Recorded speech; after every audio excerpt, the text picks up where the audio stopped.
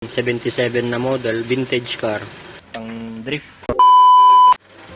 And for today's video, meron po tayo ditong 1977 na KE35. O mas matanda pa sa akin yan, mga kalangis. Ang gagawin po natin dito, kakabitan po natin siya ng turbo. So set upan po natin ng turbo, tapos i-check na rin natin yung valve clearance.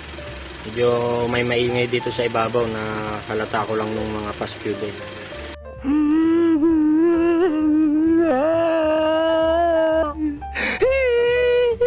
So gawa nga po ng ito ay isang 1977 na model, vintage car. Hindi na po to rig engine, for a FE na silver top na po siya. So yan po ang kanyang makina ngayon. So set up po natin yan ng turbo tsaka intercooler with blow off na rin yan.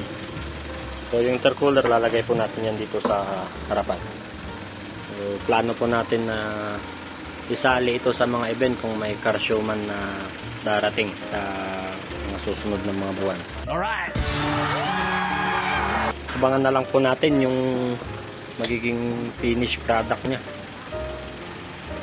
Panoorin na lang natin sa mga susunod na vlog. Tapos ito nga pala, pang ilalim nito, orig pa siya. So original pa na under chassis parts. Medyo hindi medyo talagang kalampag yung right side dito sa may passenger. So gagawin natin dito para magkaroon tayo ng pyesa mabilian. So convertin na rin po natin ang under chassis yung pangharap. Nasalpakan po natin yan ng pang Corolla. So maghanap po tayo ng Corolla. Gagawin natin siyang steering rack para diretso na yung mahawak sa ating mga rack and pinion. Okay.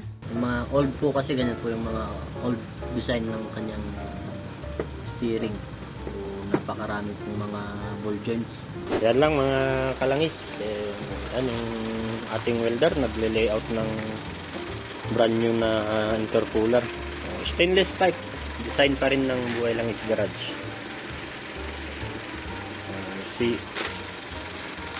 Kita-kits na lang tayo dyan sa daanan mga kalangis. May sticker din po yan. So, sponsor ng ating shop. Lalagyan natin ng malaking Buhay Langis sa kanyang both left and right na sides. Nice. Tsaka pala yung yung transmission nito binaba na rin natin. May history rin po kasi ng may problema po tayo sa transmission, yung mga bearing po nito. Dahil po sa kalumahan, siguro nung araw hindi ko po baka nalubog po ito sa baha o hindi na makakuan. Kinalawang po yung bearing, so pakaingay po. Magaspang na, nagkaroon na ng mga bulutong yung kanyang bearing. Ayan, kaya binaklas natin yung transmission. Nag-order po tayo ng mga bearings para dyan. Tsaka ito, yung kanyang housing ng transmission, wala tayong mahanapan na parts para dito Kaya may basag rin po, kaya may leak po yan.